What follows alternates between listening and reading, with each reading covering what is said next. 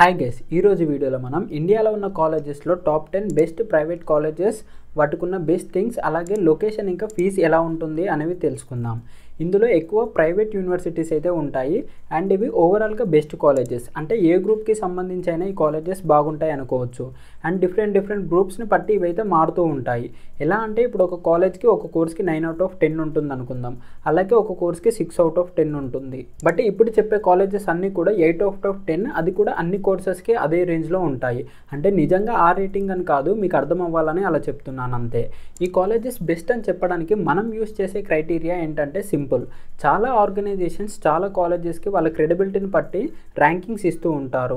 So అందులో ఎక్కువ organisations ఎక్కువ ఏ కాలేజెస్కి మంచి ర్యాంక్స్ ఇచ్చారు అన్న దాన్ని బట్టి కన్సిడర్ చేస్తూ నేను ఒక 30 కాలేజెస్ వరకు సెలెక్ట్ చేసుకొని డిఫరెంట్ ఎలిమెంట్స్ని కన్సిడర్ చేస్తూ ఒక 10 కాలేజెస్ని ఈ వీడియోలో మీ ముందుకు తీసుకొచ్చాను.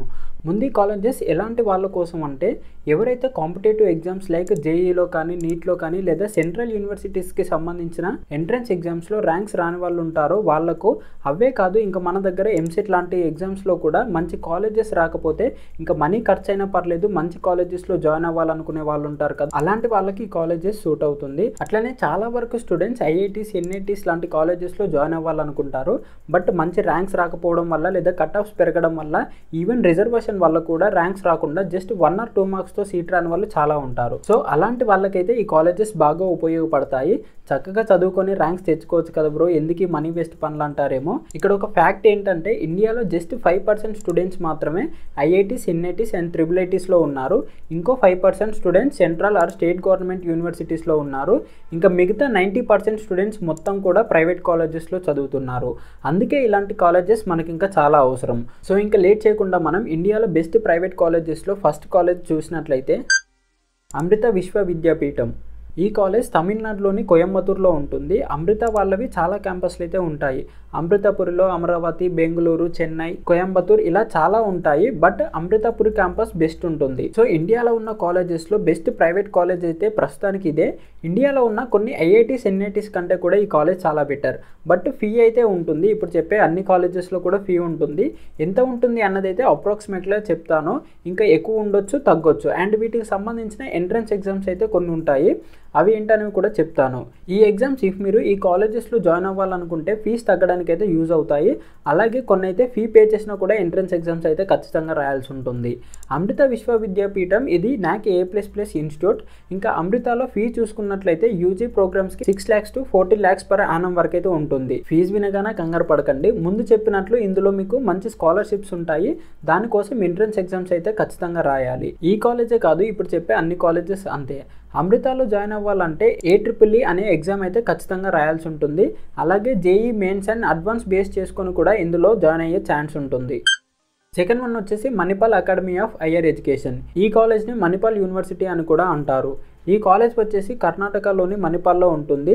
రీసెర్చ్ ఇన్స్టిట్యూట్స్లో ఈ కాలేజెస్కి NAC A++ ర్యాంకింగ్ ఉంది. చాలా మందికి ఈ NAC A++ ర్యాంకింగ్ అంటే ఏంటి, ఎందుకు ఇస్తారు, ఏ కాలేజెస్కి ఇస్తారు అన్న డౌట్ అయితే ఉంటుంది. ఇఫ్ మీకు కూడా ఆ డౌట్ ఉంటే కామెంట్ చేయండి, నేను దానిపైన ఒక స్పెషల్ వీడియో అయితే చేస్తాను. మణిపాల్ యూనివర్సిటీస్లో ఫీ వచ్చేసి 8 to 13 lakhs per annum అయితే ఉంటుంది. ఇంకా మణిపాల్ యూనివర్సిటీలో జాయిన్ అవ్వాలంటే మణిపాల్ ఎంట్రన్స్ టెస్ట్ అయితే రాయాల్సి ఉంటుంది. థర్డ్ వన్ వచ్చేసి వేలూరు ఇన్స్టిట్యూట్ ఆఫ్ టెక్నాలజీ. ఈ కాలేజ్ వచ్చేసి తమిళనాడులోని వేలూరులో ఉంటుంది. ఈ కాలేజ్కి NAC A++ గ్రేడ్ ఉంది. ఇండియాలో థర్డ్ బెస్ట్ ప్రైవేట్ యూనివర్సిటీ ఇది, one of the best private college. ఈ విషయం నేను కాదు, ఇందులో చదివే స్టూడెంట్సే చాలామంది చెప్పారు. విఐటీలో ఫీ వచ్చేసి 2 to 4 lakhs per annum అయితే ఉంటుంది. అది కూడా ఎంట్రన్స్ ఎగ్జామ్ ఖచ్చితంగా రాయాలి. క్వాలిఫై అయితేనే అంత ఫీ ఉంటుంది. ఇందులో జాయిన్ అవ్వాలంటే VEA అండ్ VITEE అనే ఎంట్రన్స్ ఎగ్జామ్స్ అయితే రాయాల్సి ఉంటుంది. ఫోర్త్ వన్ వచ్చేసి Savitha institute of medical and technical sciences. దీనిని సవితా యూనివర్సిటీ అని కూడా అంటారు. ఈ కాలేజ్ వచ్చేసి తమిళనాడులోని చెన్నైలో ఉంటుంది. ఈ కాలేజ్కి NAC A గ్రేడింగ్ ఉంది. ఇండియాలో 4th బెస్ట్ ప్రైవేట్ కాలేజ్ ఇది. సవితా యూనివర్సిటీలో ఫీ వచ్చేసి 1.5 to 2 lakhs వరకు అయితే ఉంటుంది. ఈ కాలేజ్లో జాయిన్ అవ్వాలనుకుంటే సవితా యూనివర్సిటీ ఎంట్రన్స్ ఎగ్జామ్స్ అయితే ఖచ్చితంగా రాయాల్సి ఉంటుంది. ఫిఫ్త్ వన్ వచ్చేసి Kalinga institute of industrial technology. ఈ కాలేజ్ వచ్చేసి ఒడిశాలోని భువనేశ్వర్లో ఉంటుంది. ఒడిశాలో ఉన్న best private college and oldest college కూడా. కళింగాలో ఫీ వచ్చేసి 2 to 3 lakhs వరకు అయితే ఉంటుంది. ఈ కాలేజ్లో జాయిన్ అవ్వాలంటే KIITEE అనే ఎంట్రన్స్ ఎగ్జామ్ అయితే రాయాల్సి ఉంటుంది. Next SRM institute of science and technology. ఈ కాలేజ్ వచ్చేసి తమిళనాడులోని తిరుచిరపల్లిలో ఉంటుంది అండ్ వేరే స్టేట్స్లో కూడా బ్రాంచెస్ అయితే ఉండడం చూడొచ్చు. ఈవెన్ ఆంధ్రప్రదేశ్లో కూడా అమరావతిలో ఎస్ఆర్ఎం క్యాంపస్ ఉంటుంది. ఈ కాలేజ్కి నాకు ఏ గ్రేడ్ అయితే ఉంది. ఎస్ఆర్ఎంలో fee depends on specialisation 4 to 18 lakhs వరకు ఉంటుంది. ఇందులో జాయిన్ అవ్వాలంటే కొన్ని ఎంట్రన్స్ ఎగ్జామ్స్ అయితే ఉంటాయి. అవి SRM JEEE, SRM JEEM, SRM JEEL లాంటి ఎగ్జామ్స్ అయితే రాయొచ్చు. ఈ 3 కూడా ఇంజనీరింగ్, మెడికల్ అండ్ లాకి సంబంధించిన సపరేట్ ఎగ్జామ్స్.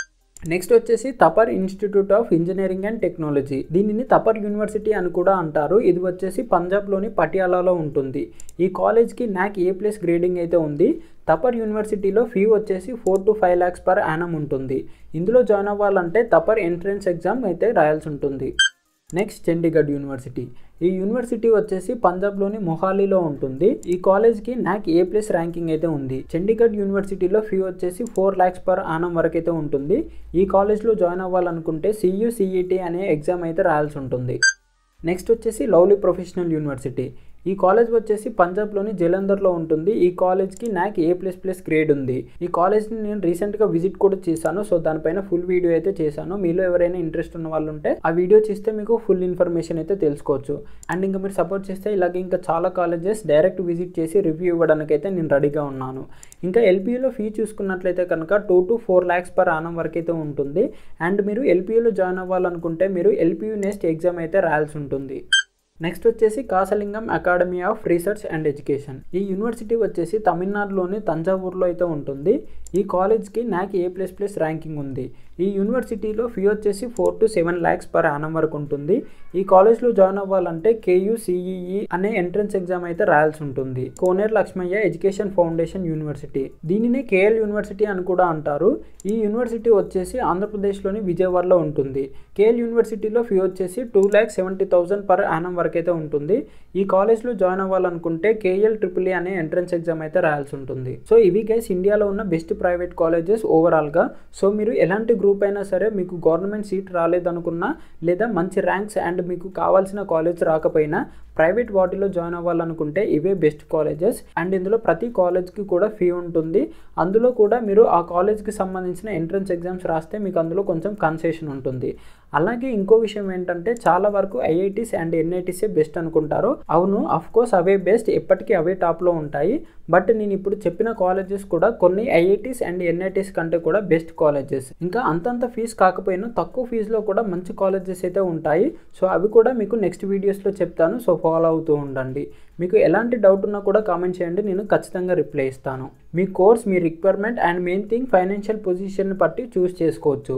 సో వీడియో అయితే మీకు నచ్చింది అనుకుంటున్నా. సో ఈ వీడియో కనుక మీకు నచ్చినట్లయితే లైక్ చేయండి, షేర్ చేయండి. అలాగే ఛానల్ని సబ్స్క్రైబ్ చేయడం మాత్రం మర్చిపోవద్దు. సో వీడియోని ఇంతవరకు చూసినందుకు థ్యాంక్ యూ సో మచ్.